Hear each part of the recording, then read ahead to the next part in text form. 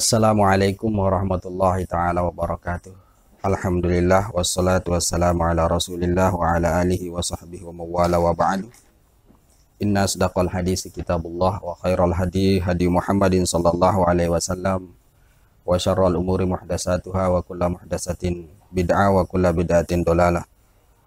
Rabbi yassir wa la tu'assir, Rabbi tammim bi khair. Khair anak-anakku sekalian yang saya banggakan, kembali kita melanjutkan pertemuan kita dalam jaringan ini, daring. Kemarin terputus ya. Yang jelasnya kita berada pada nau as-sabi, bagian yang ketujuh tentang pengetahuan awal apa yang turun dari dalil Al-Quran.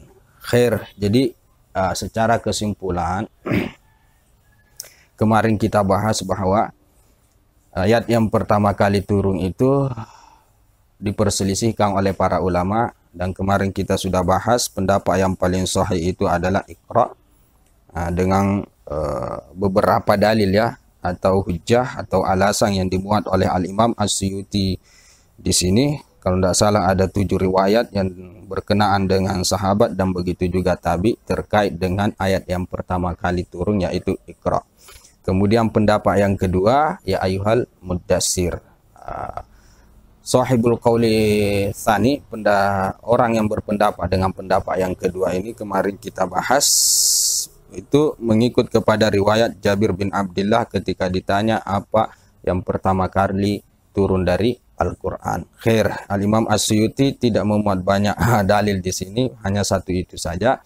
Kemudian beliau membantah ya, membantah pendapat yang kedua ini dengan beberapa alasan. Ada 5 alasannya, atau ada 5 bentuk bantahan.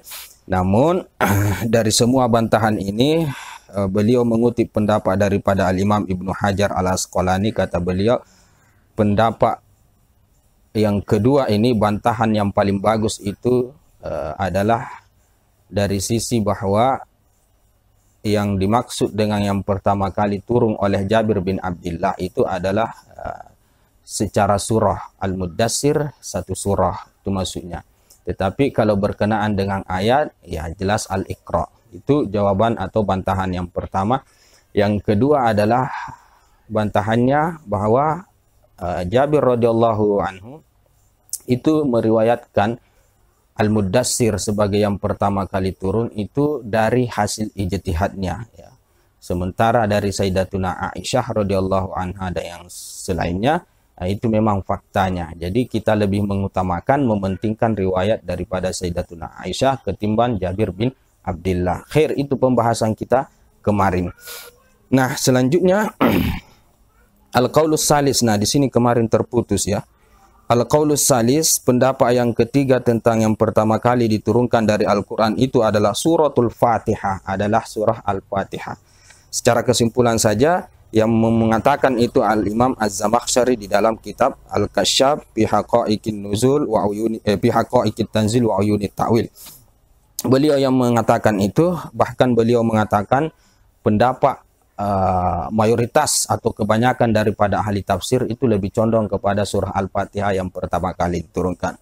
Namun dibantah oleh Ibnu Hajar, kata beliau, penisbatan kebanyakan ahli tafsir yang mengatakan bahwa surah Al-Fatihah itu yang pertama kali turun, itu yang mengatakan, kata beliau, adalah yang sedikitnya dari yang sedikit ketimbang dengan pendapat yang mengatakan Iqra yang lebih duluan turun. Khair, kemudian kemarin hujjah atau alasan daripada pendapat yang ketiga yang mengatakan surah Al-Fatihah yang pertama kali turun itu Al-Imam Al-Baihaqi yang mengeluarkan itu riwayatnya di dalam Ad-Dalail, dan begitu juga Al-Imam Al-Wahidi di dalam Asbabun Nuzul.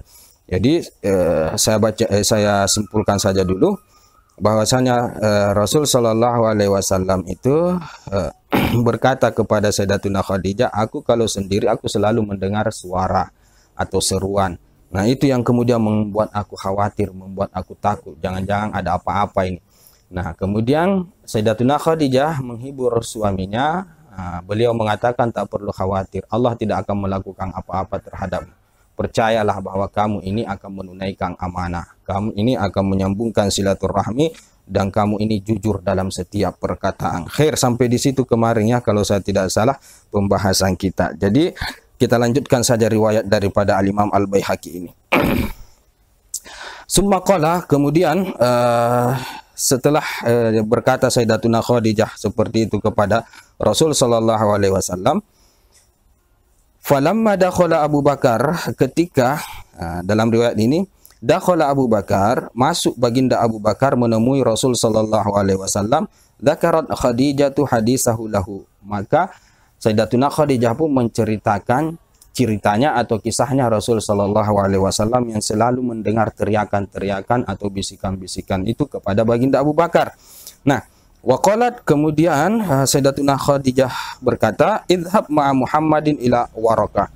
Pergilah wahai Abu Bakar ma'a Muhammadin, bersama Muhammad, pergilah temani suami saya Muhammad ila Waraqah, kepada Waraqah bin Naufal. Jadi disarankan oleh Sayyidatuna Khadijah agar supaya menemui Waraqah bin Naufal, ceritakan tentang kisahnya, bagaimana juga pendapatnya.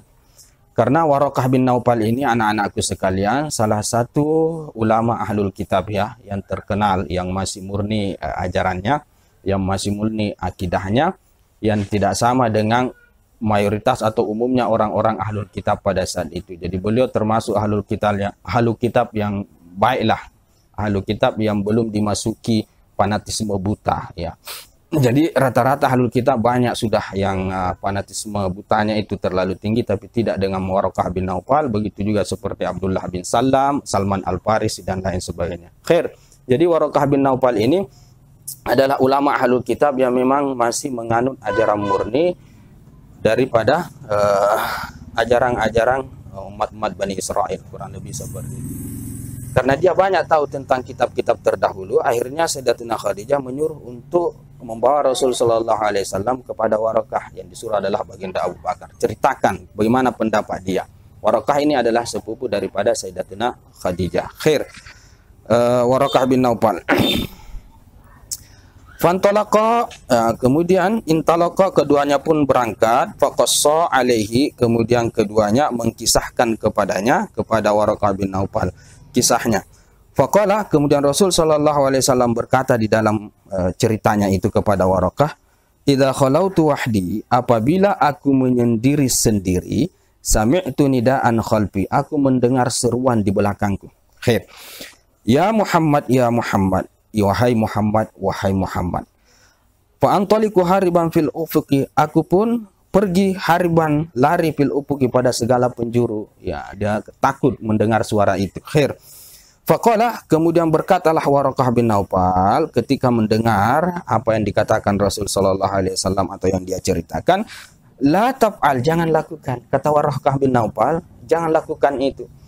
Idza ataka fasbut hatta tasma'a ma yaqulu, apabila nanti dia mendatangimu lagi, fasbut, maka tetaplah di tempatmu, hatta tasma'a ma yaqul, sampai kamu mendengarkan apa yang ia akan katakan. Summatini fakhbirni, kemudian datanglah kepadaku, wa akhbirni, dan ceritakan aku kisahmu itu. Jadi kata Waraqah bin Naufal, nanti lain kali kalau dia datang lagi, malaikat Jibril maksudnya, seruang itu kamu dengar lagi, maka jangan lari, bertahanlah di tempatmu, coba dengar kira-kira apa yang dia akan mau sampaikan. Nanti kalau sudah itu baru ceritakan kepada aku lagi. Nah, kurang lebih seperti itu. Namun dalam riwayat lain ya, anak-anakku sekalian, jelasnya Waraqah bin Naufal pada saat itu mengatakan, langsung yakin, seyakin-yakinnya ketika Rasul sallallahu alaihi wasallam menceritakan kisahnya, kata Waraqah bin Naufal, fa innahu namus. Sesungguhnya yang datang itu, artinya malaikat Jibril itu adalah namus. Namus itu istilah malaikat Jibril dalam bahasa orang-orang ahlul kitab lah. Sesungguhnya dia adalah namus yang pernah datang kepada nabi-nabi sebelumnya, termasuk yang pernah datang kepada Nabiullah Musa alaihissalam. Jadi dia sudah tahu bahwa Rasul sallallahu alaihi wasallam yang mendatanginya itu bukan setan, bukan jin dan lain sebagainya, tetapi dia adalah malaikat yang akan membawakan atau melegalkan kenabian Rasul sallallahu alaihi wasallam, yang akan membawakan wahyu. Kurang lebih seperti itu. Dia yakin seyakin-yakinnya karena dia pelajari di dalam kitab-kitabnya. Khair, itu dalam riwayat lain. Pada saat itu kemudian Waraqah bin Naufal mengatakan, kemarin sudah kita temukan juga di dalam Nurul Yakin fi Sirati Sayyidil Mursalin, ketika Rasul Shallallahu Alaihi Wasallam curhat seperti itu, kata Waraqah bin Naufal, sesungguhnya dia adalah namus yang pernah datang kepada Nabiullah Musa. Demi Allah, kata Waraqah bin Naufal, andai aku masih muda dan tubuhku masih kuat, ketika kamu dikeluarkan dari kampungmu, maka la ansurannaka nasra mu'azzara, aku akan menolongmu dengan pertolongan yang sangat sengit, yang sangat luar biasa. Nah, itu keimanan daripada Waraqah bin Naufal terhadap risalah kenabian Rasul Shallallahu Alaihi Wasallam yang dia bawa. Andai katanya dia temukan nanti, dia dapat, karena Waraqah bin Naufal pada saat itu sudah tua. Dia bilang, andai kata aku dapat masamu nanti dan pada saat itu aku masih muda, jaldan, aku masih kuat, ketika kamu diusir oleh kaummu dari kampungmu, maka aku yang akan menolongmu dengan pertolongan yang luar biasa. Nah, ini salah satu bentuk keimanan, keyakinan Waraqah bin Naufal kepada Rasul Sallallahu Alaihi Wasallam.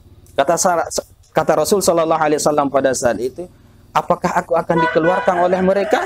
Kata Waraqah bin Naufal, tidak ada seorang nabi yang diutus sebelum engkau, melainkan mereka semua akan diperangi oleh kaumnya. Nah, ini salah satu riwayat ya, salah satu riwayat tentang Waraqah bin Naufal dan curhatan Rasul Sallallahu Alaihi Wasallam kepada beliau. Atas dasar riwayat-riwayat itulah kemudian para ulama khilafiyah dalam mengkategorikan Waraqah bin Naufal statusnya sebagai seorang sahabat. Nah, makanya banyak para masyayikh itu biasanya kalau dia sebut Waraqah bin Naufal, maka dia bertaraddi, Waraqah bin Naufal radhiyallahu anhu. Biasanya begitu para masyayikh. Kenapa?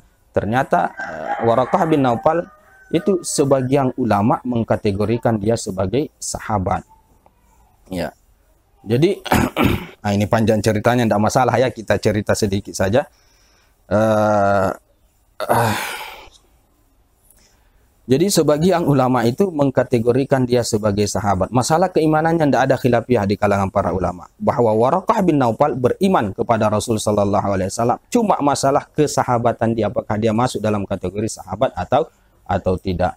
Al-Imam Ibnu Katsir kalau saya tidak salah itu tidak mengkategorikan dia sebagai seorang sahabat karena dia meninggal fi zamanil fatrah, meninggal pada zaman fatrah ya. Kalau saya tidak salah di dalam kitab Al-Bidayah wan Nihayah. Kemudian di antaranya juga yang tidak mengakui itu adalah Al-Imam Hafidz Az-Zahabi di dalam Syiar A'lamin Nubala.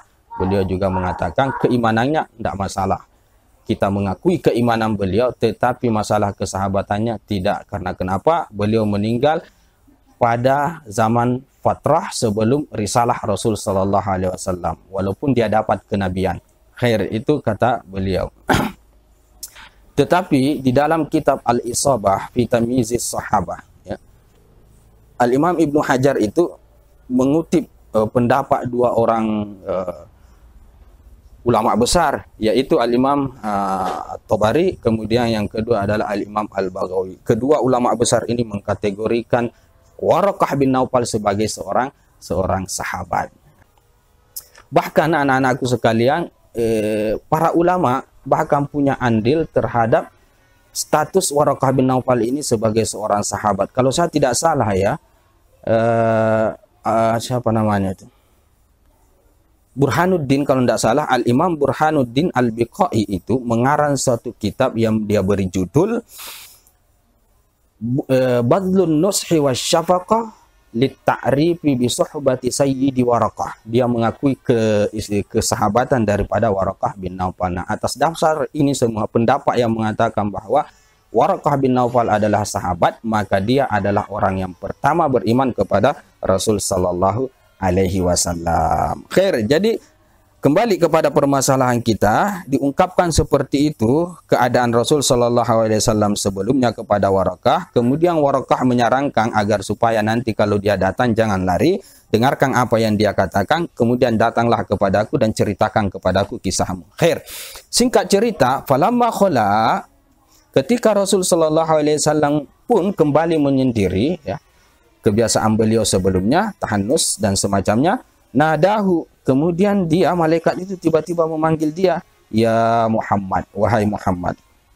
Qul, katakan, bismillahirrahmanirrahim. Alhamdulillahi rabbil alamin hatta balagha waladdallin, hingga sampai kepada waladdallin. Nah, atas riwayat ini maka surah Al-Fatihah itu adalah surah yang pertama kali turun. Nah, ini versi pendapat yang ketiga ya. Khair. Al-hadis. Hada mursalun.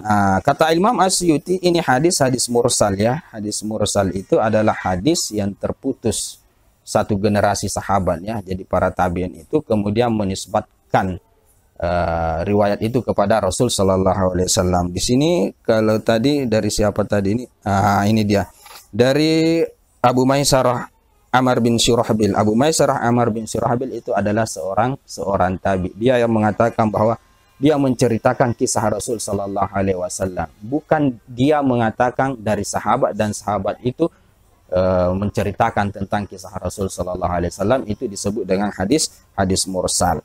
Rijaluhu siqatun, ya, para perawinya hadis ini siqat, terpercaya semua ya, tidak jadi masalah ya, terpercaya semua, berarti hadis sahih. Wa qala Al-Baihaqi, dan berkata Al-Imam Al-Baihaqi rahimahullah, in kana mahfudhan fayahtamilu atau fayuhtamalu ayyakuna khabran an nuzuliha ba'da ma nazalat alaihi Iqra wal Muddassir. Khair. In kana mahfudhan, jika benar dia adalah hadis yang dipelihara. Hadis ini hadis mahfuz. Hadis mahfuz itu adalah hadis, ini ada satu hadis yang diriwayatkan oleh rijal yang siqat, yang bertentangan dengan satu hadis yang perawinya ini siqat juga. Perawi ini siqat juga rijalnya.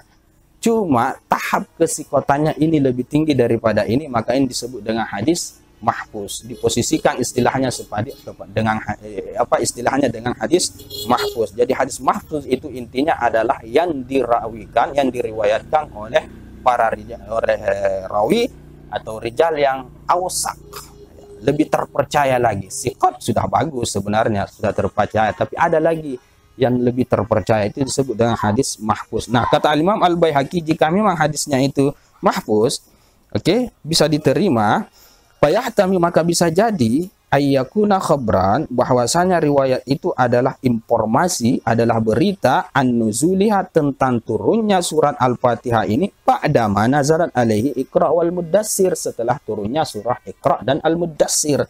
Jadi itu ihtimal, kata Al-Imam Al-Baihaqi dalam membantah riwayat ini. Jadi kata beliau, ya, yang mungkin saja bisa jadi yang dimaksud dengan yang pertama kali turun yaitu Al-Fatihah di sini, itu maksudnya pertama kali turun setelah turunnya Iqra dan turunnya ya ayyuhal Muddassir. Khair. Selanjutnya al-qaulur rabi', pendapat yang keempat, bismillahirrahmanirrahim. Nah, pendapat yang keempat mengatakan bahwa yang pertama kali turun dari Al-Qur'an adalah basmalah, bismillahirrahmanirrahim. Nah, hakahu Ibnu Naqib, yang menghikayatkan ini adalah Al-Imam Ibnu Naqib fi muqaddimati tafsirihi, di dalam muqaddimah tafsirnya rahimahullah.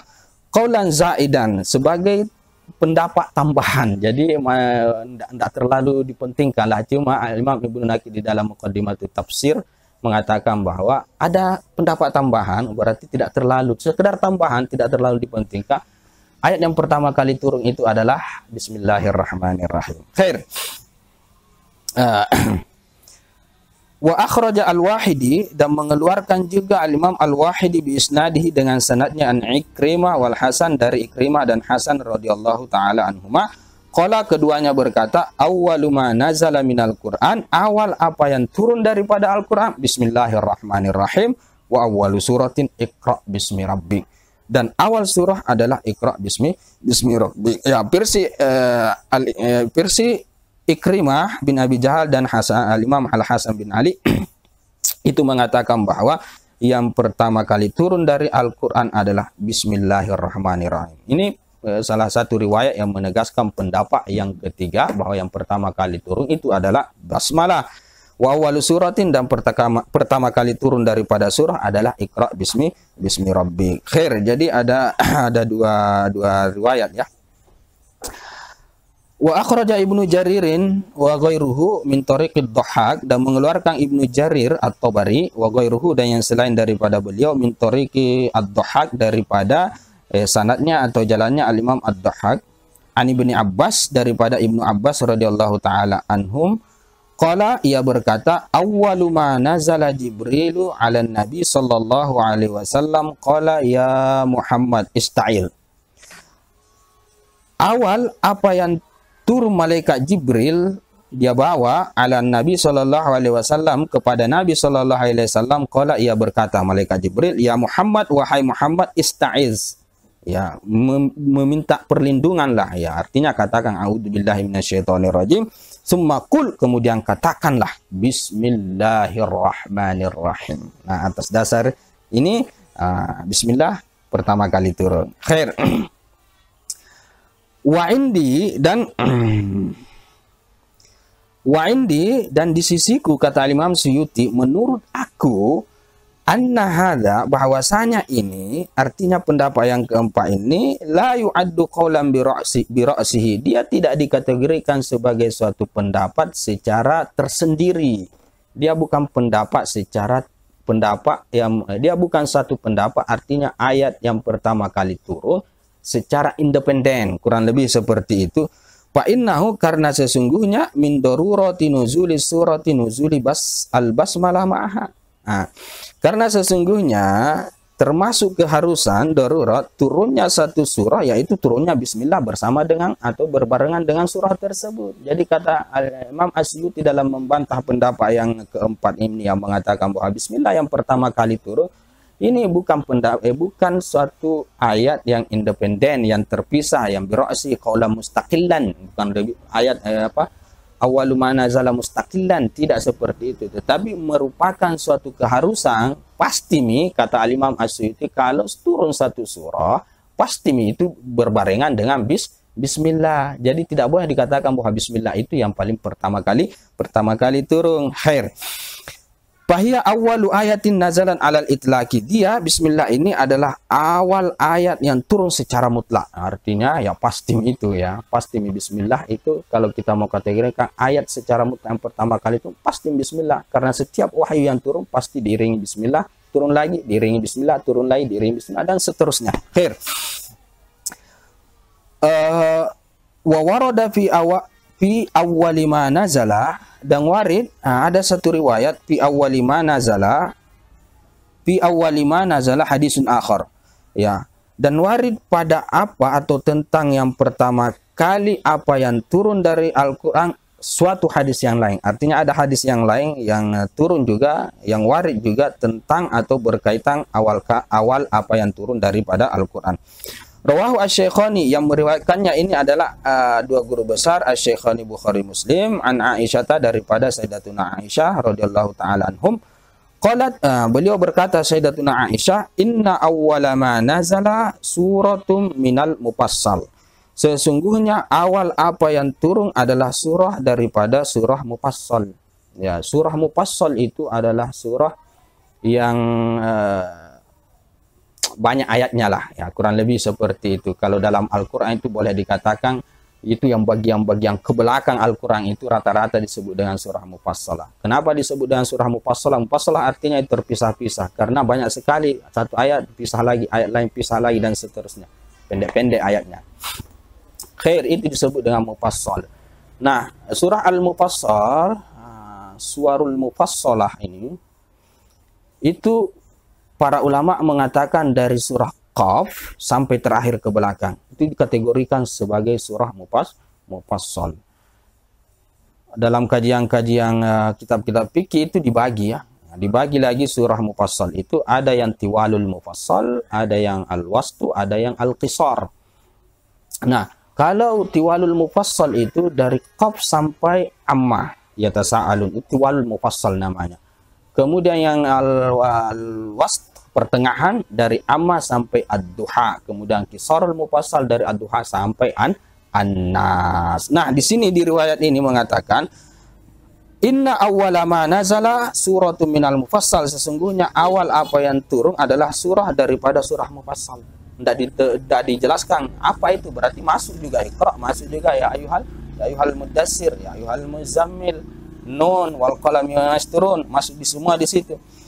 Cuma ada kriterianya yang disebutkan di riwayat Aisyah di sini, pihak dzikrul jannati wan nar, yang padanya pada surah yang pertama kali diturun itu, surah Mufassal itu ada disinggung, ada disebut surga dan neraka. Hatta idza saban nasu ilal islami nazala al halal war haram. Hinggalah ketika manusia sudah berbondong-bondong, sudah bergerombol ilal islami, masuk Islam, nazala al halal wal haram, turunlah ayat-ayat yang berkenaan dengan halal haram. Jadi yang pertama kali turun itu adalah satu surah daripada surah Mufassal. Nanti setelah orang bergerombol masuk Islam, barulah turun ayat yang berkenaan halal wal haram. Atas dasar ini ya, berarti kalau kita mau posisikan riwayat ini, berarti cakup semua, karena tidak jelas di sini. Yang jelasnya dia bilang riwayat ini mengatakan bahwa yang pertama kali itu adalah yang mufassal, yang mana disebutkan di situ surga dan neraka. Khair. Apa komentar daripada Imam As-Suyuti di sini? Wa qad istashkala hadza atau wa qad istushkila hadza, sungguh muskil ini, terjadi muskilah, terjadi kerancuan. Bi anna awala ma nazala, karena sesungguhnya awal yang turun, kata Imam As-Suyuti, adalah Iqra. Wa laysa fiha dzikrul jannati wan nar, dan tidak ada padanya disebutkan tentang surga dan neraka di dalam surah Al-Iqra itu. Jadi ini agak rancu ini pendapat, kurang lebih seperti itu.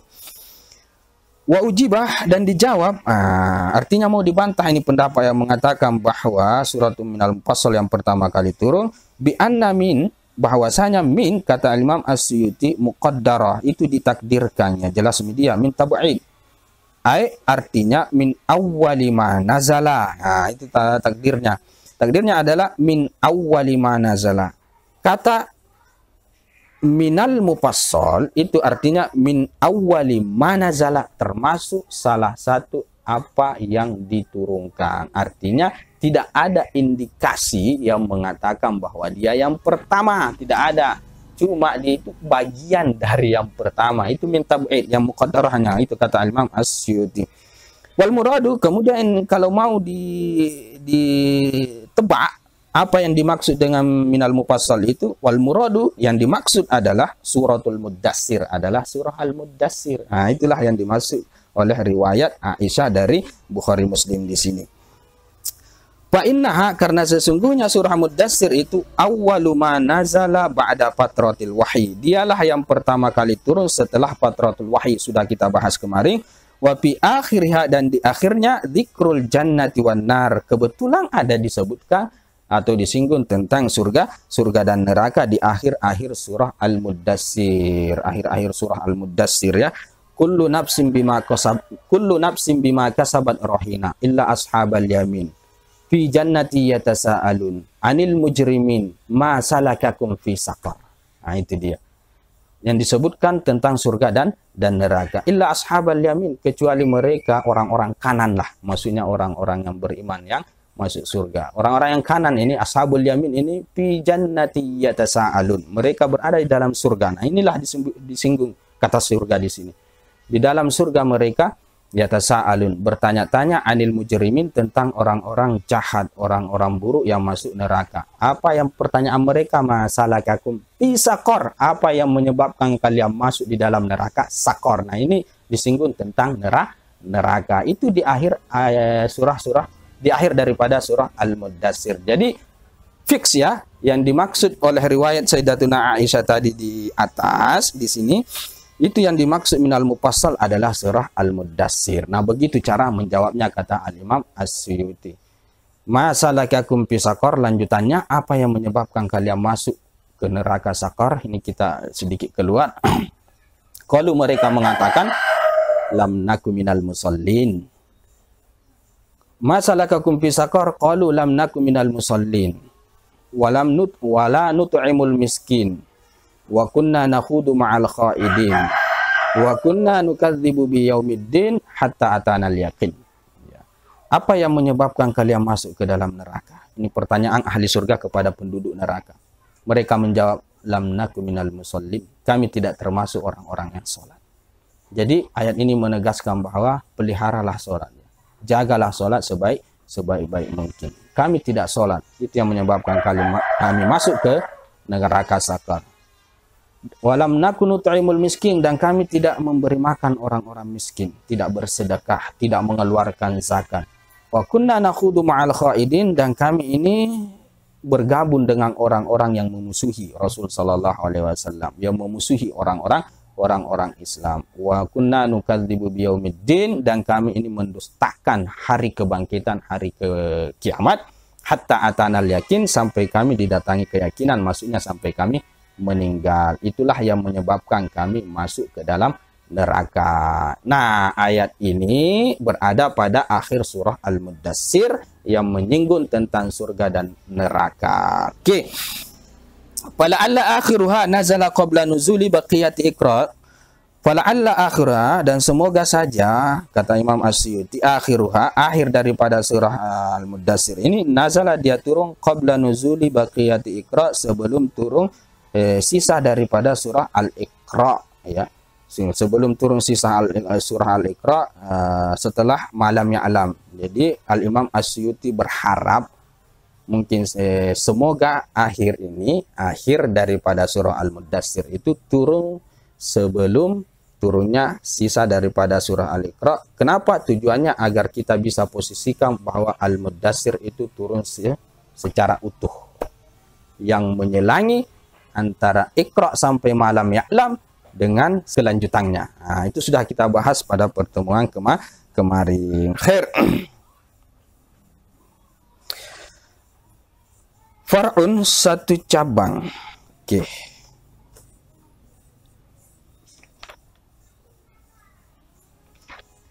Kita baca sedikit. Far'un, satu cabang. Akhraja Al-Wahidi, yang mengeluarkan Al-Imam Al-Wahidi min Tariqil Husain bin Waqidin, dari jalannya atau riwayatnya Husain bin Waqid. Qala, ia berkata, sami'tu Ali bin Al-Husain, aku pernah mendengar Ali bin Husain bin Ali karramallahu wajah, jadi cucunya baginda Ali. Yaqulu, dia pernah berkata, awwalu suratin nazalat bi Makkah Iqra, awal surah yang turun di Makkah itu adalah Iqra bismi rabbik. Ya, jadi Far'un di sini hanya menegaskan pembahasan kita sebelumnya, ya.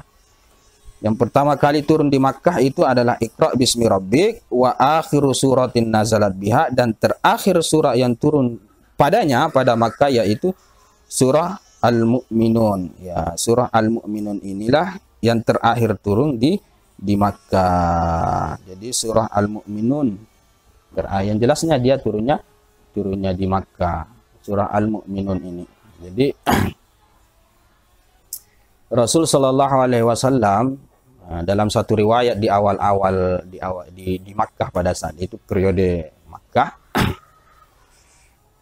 beliau kalau sholat menengadahkan pandangannya ke langit. Itu satu riwayat. Riwayat lain mengatakan orang-orang pada saat itu kalau sholat itu yaltafitun, mereka menoleh-noleh ke sana kemari. Orang-orang pada saat itu akhirnya turunlah surah Al-Mu'minun, qad aflahal mu'minun alladzina hum fi salatihim khashi'un walladzina hum 'anil lagwi mu'ridun, dan seterusnya ada 10 ayat. Itu memang turunnya di Makkah. Begitu juga riwayat dari sebagian ulama yang mengatakan bahwa surah Al-Mu'minun itu turun berkaitan dengan riwayatnya baginda Umar radhiyallahu anhu.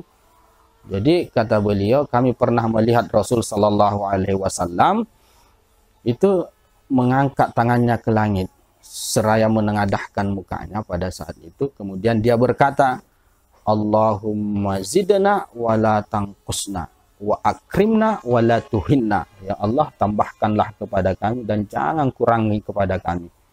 Wa akrimna, dan muliakan kami, wa la tuhinna, dan jangan engkau lemahkan kami. Nah, pada saat itu setelah selesai mengucapkan munajat lah kurang lebih seperti itu, kemudian dia berkata, baginda berkata, barusan saja turun kepadaku 10 ayat. Faman aqamahunna, siapa yang menegakkan mengamalkan 10 ayat ini, dakhalal jannah, pasti dia masuk surga. Dan surah itu atau ayat itu adalah ayat daripada surah Al-Mu'minun.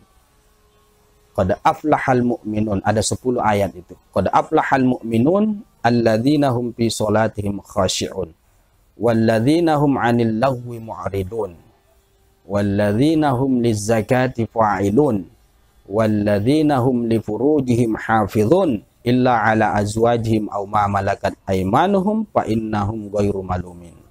Faman ibtagha wara'a dzalika fa ulaika humul 'adun.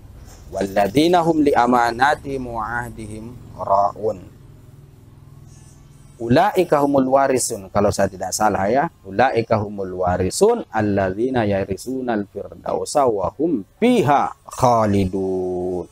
Atau yang diistilahkan karakter kepribadian mukmin sejati. Itulah dia.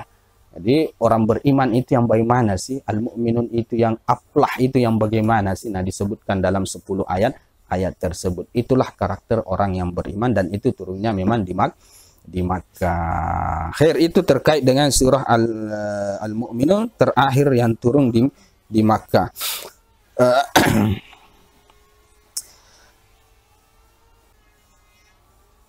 Ada juga kalau saya tidak salah itu dalam surah Al-Mu'minun ya. Laqad akhadnahum bil adzabi famastakanu li rabbihim wa ma kanu yatadarra'un. Kami telah mengazab mereka, mengambil mereka dengan menimpakan azab kepada mereka, tetapi mereka tidak tunduk kepada Tuhan mereka dan tidak pula mereka menyesal. Yatadarra'. Khair. Nah, ini ayat dalam surah Al-Mu'minun ini berkaitan dengan peristiwa diboikotnya Makkah pada saat itu. Peristiwa diboikotnya Makkah dari pangan, ya, dari makanan oleh orang-orang atau penduduk Yamamah pada saat itu. Tepatnya pada satu kampung yang bernama Mirah. Kenapa Makkah diboikot? Karena begini anak-anakku sekalian, pemboikotan kota Makkah pada saat itu terkait dengan keislaman Sumamah bin Usal. Ini cerita masyhur di dalam sejarah Rasul sallallahu alaihi wasallam. Jadi ada salah seorang sahabat yang bernama Sumamah bin Usal. Nah, itu berniat dalam riwayatnya ya. Satu, berniat membunuh Rasul sallallahu alaihi wasallam, yang kedua dia tidak punya niat untuk membunuh, cuma berangkat haji saja. Nah, sampai di Makkah kemudian dia ditangkap oleh para sahabat Rasul sallallahu alaihi wasallam, kemudian dibawa kepada Rasul sallallahu alaihi wasallam dan dipenjara. Sumamah bin Usal ini di mana dipenjara? Di masjid. Nah, selang beberapa hari Rasul sallallahu alaihi wasallam berlaku baik terus sebelumnya, memberikan makanan, santun, ya, beradab sopan kepada Sumamah bin Usal, yang kemudian itu yang menyebabkan dia masuk Islam. Nah, ketika dia masuk Islam, dia berjanji kalau dia pulang ke kampungnya, maka dia akan ajak semua orang yang ada di sana untuk masuk Islam. Pulanglah dia ke sana. Nah, ternyata perlakuan kampungnya itu justru berbeda. Mereka sangat tidak setuju dengan keislaman Sumamah bin Usal. Akhirnya terjadilah perselisihan dengan sahabat Rasul sallallahu alaihi wasallam, dengan orang-orang yang ada di Makkah sebagai basis Islam pada saat itu. Nah, kemudian orang-orang yang ada di kampungnya ini, di Yamamah ini, kemudian melakukan pemboikotan karena tidak setuju dengan ajaran Rasul sallallahu alaihi wasallam. Apalagi salah satu daripada tokoh mereka lah, kurang lebih seperti itu, ternyata memeluk agama Islam. Akhirnya diboikotlah karena sebelumnya ya lancar sekali alur barang-barang khususnya makanan itu lancar sekali dari Yamamah ke Makkah, dan rata-rata penduduk Makkah mengambil dari situ. Nah, akhirnya orang-orang Yamamah, ya, orang-orang Bani Hanifah ini memutus alur atau patokan makanan ke kota Makkah. Nah, kemudian itu yang membuat mereka kelaparan. Nah, pada saat kelaparan itulah kemudian orang-orang pembesar Quraisy itu mengadu kepada Rasul sallallahu alaihi wasallam, dan yang diutus pada saat itu adalah kebetulan adalah Abu Sufyan, belum masuk Islam pada saat itu. Jadi dia yang menghadap kepada Rasul sallallahu alaihi wasallam, kata dia, engkau kan mengaku nabi, engkau itu baik juga dalam silaturahmi, kamu punya doa mustajabah dan lain sebagainya. Ini bagaimana ini penduduk Makkah ini sudah kelaparan, orang-orang tua mereka itu banyak yang dibunuh dalam peperangan misalnya, kemudian anak-anaknya selanjutnya kelaparan. Pada saat itulah kemudian turun ayat. Nah, itu dia dalam surah Al-Mu'minun, walaqad akhadnahum bil adzabi famastakanu li rabbihim wa ma hum yatadarraun. Allah Subhanahu wa taala itu berkata, kami telah turunkan azab kepada mereka, tetapi mereka orang-orang musyrik itu tetap tidak mau tunduk kepada Tuhan mereka dan mereka tidak mau menyesal. Tapi ujung-ujungnya Abu Sufyan masuk Islam ya. Khair. Nah, itu terkait dengan surah Al-Mu'minun yang memang turunnya di Makkah. Wa yuqalu, dan dikatakan juga yang terakhir turun di Makkah itu adalah Al-Ankabut, yaitu surah Al-Ankabut. Ya, surah Al-Ankabut. Ya, ini terkait dengan sahabat Rasul sallallahu alaihi wasallam di Makkah pada saat itu. Jadi antara mereka ada yang munafik, ada yang keimanannya itu amatiran, kurang lebih seperti ketika mereka mendapat azab daripada orang-orang kafir, orang-orang Quraisy disiksa, dianiaya, ya kembali lagi murtad, kurang lebih seperti itu. Jadi mereka tidak kuasa untuk menahan siksaan atau deraan yang dilancarkan oleh orang-orang musyrik pada mereka. Itu yang kemudian membuat mereka kembali murtad. Nah, sahabat yang lain seperti Bilal bin Abi Rabah, Khabbab bin Aratah dan lain sebagainya itu mereka bertahan. Ada yang imannya kuat sekali. Ya, nah, terkait dengan orang-orang yang lemah, yang kembali murtad ini karena dianiaya, karena disiksa oleh orang-orang kafir Quraisy. Nah, pada saat itulah turun Alif Lam Mim, surah Al-Ankabut. Ahasiban nasu ayyutraku ayyaqulu amanna wa hum la yuftanun. Apakah orang-orang itu menduga bahwa mereka dibiarkan saja mengatakan kami beriman, kami orang Islam, kami ini keimanan kami mantap. Wa hum la yuftanun, dalam keadaan mereka tidak diuji. Pasti akan ada ujian. Laqad fatanna Allahu alladhina min qablikum wa la ya'lamanna Allahu alladhina shadaqu wa la ya'lamanna al-kadzibin. Allah sebelumnya menguji orang-orang terdahulu. Orang-orang terdahulu itu kalau masuk dalam keimanan, itu pasti Allah akan uji. Bukan cuma kalian saja. Orang-orang terdahulu juga diperlakukan seperti itu oleh Allah Subhanahu wa taala. Tujuannya apa? Agar supaya Allah tahu siapa yang benar-benar betul dalam keimanannya dan siapa yang berbohong. Nah, itu surah Al-Ankabut memang turunnya di Makkah. Khair. Wa awal suratin nazalat bil Madinah, dan awal surah yang turun di Madinah adalah wailul lil mutaffifina alladzina idza talu 'alan nasi yastawfun wa idza kaluhum aw wazanuhum yukhsirun. Celakalah orang-orang al-mutaffif. Mutaffif ini siapa? Alladzina, mereka yang apabila menakar ke atas orang-orang maka mereka sempurnakan, tetapi untuk diri mereka kurangi, tidak sempurna takaran itu atau timbangan itu. Nah, ini turunnya pertama kali di Madinah. Rasul Shallallahu Alaihi Wasallam ketika hijrah sampai di Madinah, Rasul Shallallahu Alaihi Wasallam kaget melihat transaksi jual beli orang-orang Madinah pada saat itu yang penuh dengan kecurangan. Nah, akhirnya turunlah wailul lil mutaffifin, celakalah orang-orang yang curang, kurang lebih seperti itu. Mereka kalau mau membeli barang, menukar seperti itu, dia minta agar supaya itu disempurnakan, jangan sampai kurang takarannya, kurang lebih seperti itu. Tetapi kalau orang yang datang membeli misalnya atau yang menukar kepada dia, nah yukhsirun, mereka kurangi takarannya, awazanu, ataukah mereka kurangi timbangannya. Yang sepatutnya 5 kilo dia kasih 4 kilo saja misalnya, kurang lebih seperti itu. Nah, untuk orang-orang yang begini, yang culas, yang curang ini, tempatnya adalah neraka wail dalam ayat ini, wailul lil mutaffifin. Nah, itu pertama kali turun di Madinah. Wa akhiru suratin nazalat biha, dan akhir surah yang turun di Madinah adalah Bara'ah, adalah surah Bara'ah atau surah At-Taubah. Nah, sini berkenanya jelas itu terkait dengan perang Tabuk. Anak-anakku sekalian, perang Tabuk itu adalah perang kurang lebih yang di akhir-akhir sekali. Setelah perang Tabuk barulah Rasul Sallallahu Alaihi Wasallam haji wada dan haji terakhir Rasul Sallallahu Alaihi Wasallam. Kemudian setelahnya beliau meninggal. Nah, ini yang terakhir turun di Madinah adalah surah Bara'ah. Khair wa awwalu suratin a'lanaha Rasulullah sallallahu alaihi wasallam bi Makkah An-Najm, dan awal surah yang Rasul sallallahu alaihi wasallam iklankan, umumkan di Makkah adalah surah An-Najm. Nah, pada saat di awal Rasul sallallahu alaihi wasallam berdakwah ya, orang-orang pada saat itu mengatakan ini Rasul ini pembohon lah dan lain sebagainya. Rasul ini menulis Al-Quran, menyampaikan Al-Quran itu rekayasa dia, karangan-karangan dia, itu bukan murni dari Allah Subhanahu wa Ta'ala. Pada saat itulah kemudian turun wan najmi idza hawa ma dhalla sahibukum wa ma ghawa wa ma yantiqu 'anil hawa in huwa illa wahyun yuha. Ya, itu bantahan terhadap dugaan-dugaan orang-orang pada saat itu terhadap Rasul sallallahu alaihi wasallam. Madalla sahibukum wa ma ghawa, tidaklah sesat sahibukum, sahabat kalian, maksudnya Rasul sallallahu alaihi wasallam, wa ma ghawa, dan dia tidak pernah buruk, tidak pernah jahat.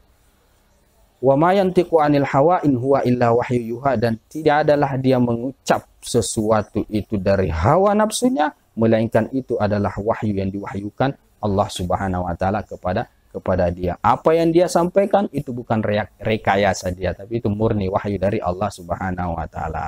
Nah, itu di awal-awal kenabian Rasul sallallahu alaihi wasallam. Dan di sini, versi di sini yang pertama kali diiklankan oleh Rasul sallallahu alaihi wasallam kepada orang-orang pada saat itu.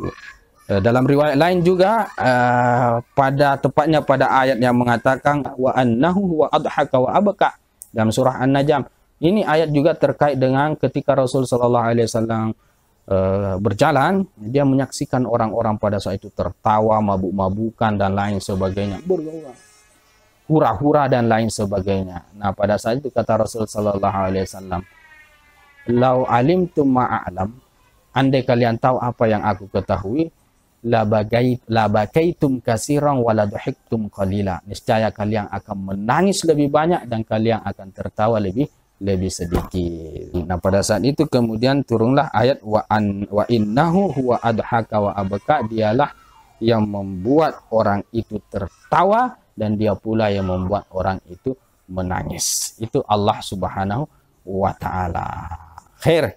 Wa fi syarhil Bukhari li Ibnu Hajar ittafaqu ala anna surat Al-Baqarah awal suratin unzilat bil Madinah. Di dalam syarah Al-Bukhari ya, Fathul Bari, Al-Imam Ibnu Hajar Al-Asqalani, ittafaqu, mereka sepakat para ulama, kata Ibnu Hajar, ala anna surat Al-Baqarah, bahwasanya surah Baqarah itu awal suratin unzilat bil Madinah. Dia adalah awal surah yang diturunkan di Madinah. Wa fi da'wal ittifaqi nazrun, kata Al-Imam Asyuti, pengakuan Imam Ibnu Hajar yang mengatakan sepakat para ulama bahwa surah Al-Baqarah yang pertama kali turun di Madinah. Nazrun itu perlu dilihat dulu. Nazrun itu tafsir, nazar, ada pertimbangan, perlu dilihat dulu. Kenapa? Liqauli Ali bin Husain al-Mazkur, karena adanya perkataan Ali bin Husain yang sudah disebutkan di atas yang mengatakan bahwa yang pertama kali turun surah di Madinah itu adalah surah Wailul lil Mutaffifin. Oke. Di sini surah Baqarah. Wa fi tafsir An-Nasafi Anil Waqidi inna awwala suratin nazalat bil Madinati surah Al-Qadar. Nah, di dalam tafsir An-Nasafi dari Al-Imam Al-Waqidi bahwasanya awal surah yang turun di Madinah adalah surah Al-Qadar. Saya rasa sampai di situ dulu. Ini kelanjutannya baca-baca sendiri saja. Qala Abu Bakar Muhammad bin Haris, terus diurut ya. Awwalu ma anzalallahu minal Qur'an bi Makkah Iqra. Yang pertama kali turun di Makkah Iqra, kemudian Nun, kemudian ya ayyuhal muzammil, kemudian ya ayyuhum. Itu diurut saja begitu dan tidak ada pengecualian atau komentar-komentar tentang riwayat ini. Khair, saya rasa sampai di situ saja dulu. Sampai jumpa pada pertemuan yang berikutnya. Hada wabillahi taufiq. Assalamualaikum warahmatullahi taala wabarakatuh.